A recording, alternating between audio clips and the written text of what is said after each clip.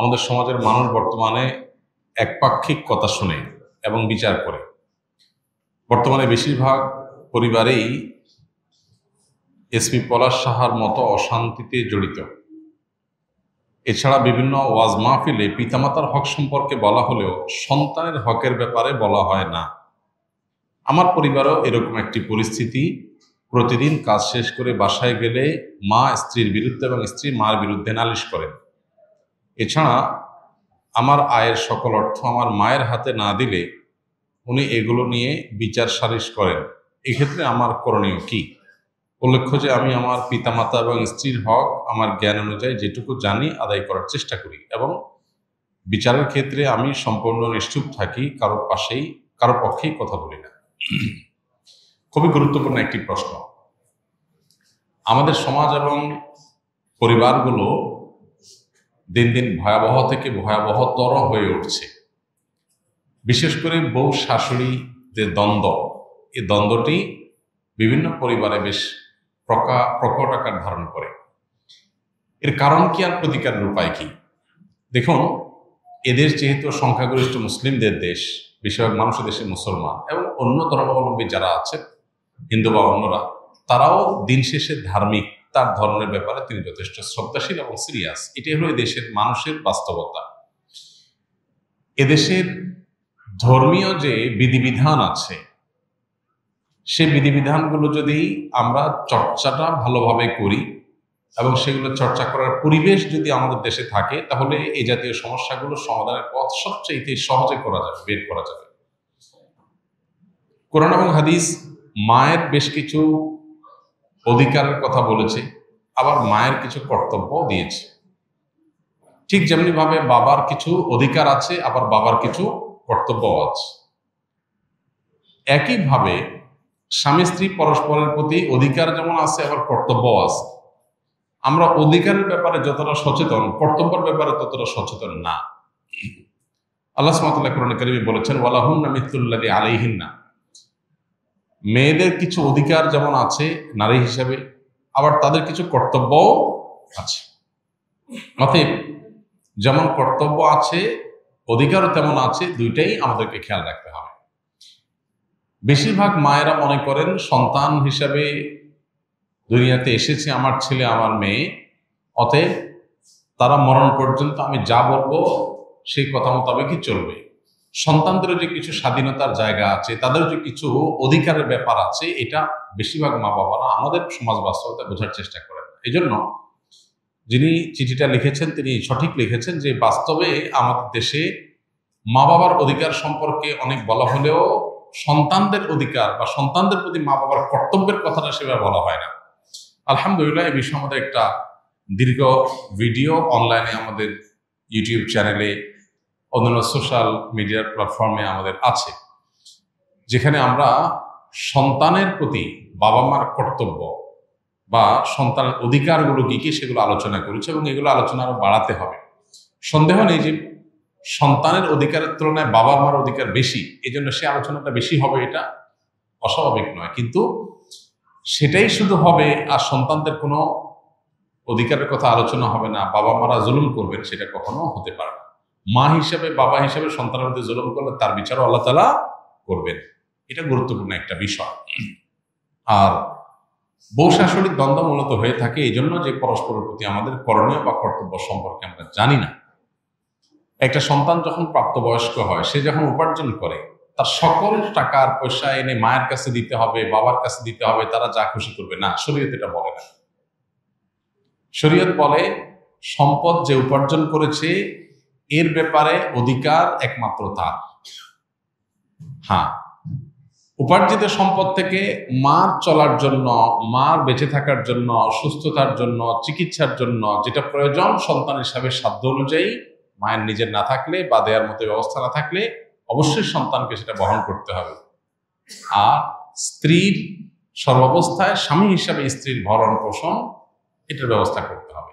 এর বাইরে উদ্বৃত্ত টাকা সেটা ছেলে কি মাকে উপহার হিসাবে অতিরিক্ত দিবে, না স্ত্রীকে দিবে, না কাকে কত দিবে, নাকি আদৌ কাউকে না দিয়ে নিজের অ্যাকাউন্টে রাখবে, এটা একান্ত তার ব্যাপার। এখানে শরীয়ত মা বাবাকে ইন্টারফেয়ার করার অধিকার দেয় নাই সেইভাবে যেভাবে আমাদের অনেক মা বাপ মনে করেন যে তাদের অধিকার আছে। ছেলে বিদেশ গেছে, উপার্জন করে টাকা পাঠাবে সব বাপের নামে মায়ের নাম, তারা যা খুশি করবে, তারা সেখান থেকে বৌমাকে যা দেওয়া দিবে আর যা নেওয়া দেওয়া না দিবে না। এভাবে আসলে ইসলাম মা বাবাকে এতটা অধিকার দেয় না যে সম্পদ সারা জীবন যা কামাই করবে সব বাপ মা যা ইচ্ছে তা করবে। জি না, এই সুযোগটা নেই। অনেক মা বাবা এটা জানেন না এবং এখানে অনধিকার চর্চা করেন তারা। সন্তান হিসাবে অবশ্যই মা বাবার সামনে যত বেশি সম্পদ নিজেকে, যত বেশি সম্ভব নিজেকে বিনয়ী করে তুলবে, সমর্পণ করবে, তাদের কথা মতো চলার চেষ্টা করবে। তাদের লাগবে 10 টাকা, সম্ভব হলে 15 টাকা দিবে। তাদের যা দরকার তার চেয়ে বেশি দেওয়ার চেষ্টা করবে, তাদের চাহিদার চাইতে বেশি সেবা করার চেষ্টা করবে। এটি সন্তানের জায়গা থেকে তার মানসিকতা থাকা উচিত। মা বাবার প্রতি কর্তব্য বোধের জায়গা থেকে তারা আমাদের মা বাবা, আল্লাহর পরে তাদের সদাচরণ করার গুরুত্ব সবচেয়ে বেশি আল্লাহ বলতেন পরে, অতএব সেটা খেয়াল রাখবে। কিন্তু মা বাবা এর মানে এই না যে সব কিছু মা বাপ নিয়ন্ত্রণ করবে। জি না, এখান থেকেই সংসারের অশান্তিটা শুরু। মা বাপ জানে না তাদের অধিকারের রূপরেখা কি এবং কতটুকু সীমানা আছে। এর বাইরে তারা মা বাপ হিসাবেও অধিকার চর্চা করতে পারে না বা তাদের ক্ষমতা তারা জাহির করতে পারে না। এটা আমাদের সমাজে জানাশোনা নেই। এই জায়গা থেকে সমস্যাগুলো তৈরি হয়। একটা হাদিস আছে, সেখান থেকে কিছুটা অনেকে ভুল বোঝেন। হাদিসটা হলো এই, নবী সাল্লাল্লাহু আলাইহি ওয়াসাল্লাম বলেছেন, আনতা ওয়া মালুকা লি আবিক, তুমি এবং তোমার যাবতীয় এবং সমুদয় সহায় সম্পদ সব তোমার বাপের, মায়ের, বাবা মায়ের। এই হাদিসের মানে অনেকে মনে করেন যে কেউ যা কামাই করবে সারা জীবন যত কিছু করবে সব বাপ মা। জি না, এই হাদিসের ব্যাখ্যা হলো তুমি তোমার উপার্জিত সম্পদ এখানে তোমার বাপ মা, অর্থাৎ তাদের খরচ খরচার জন্য যতটুকু দরকার ততটুকু তোমার এখান থেকে নেওয়ার অধিকার তাদের আছে। এখানে সমুদয় সম্পদ বোঝানো হয় নাই। যদি সমুদয় সম্পদ বোঝানো হতো তাহলে জাকাত তো বাপ মার উপরে বর্তাইতো, ছেলের উপরে বর্তাইতো না। কারণ সম্পদ যদি একজনের হয় জাকাত তো আরেকজনের উপরে বর্তাবে না। এরকম আরো বহু প্রশ্ন তৈরি হবে।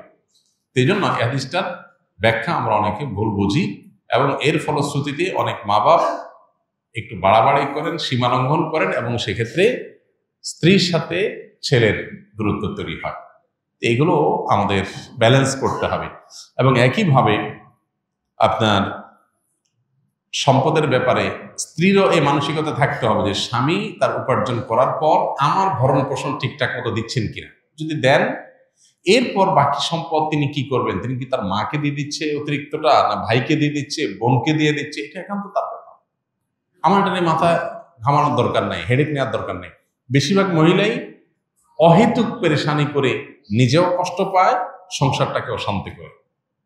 আমার পরিচিত এরকম আত্মীয় স্বজনের ভিতরে এরকম মেয়েদের কথা জানি যে স্বামী লক্ষ লক্ষ টাকা ধরা খাচ্ছে, কোথাও কাউকে দিয়ে দিচ্ছে, কোনো ভাবনা নেই।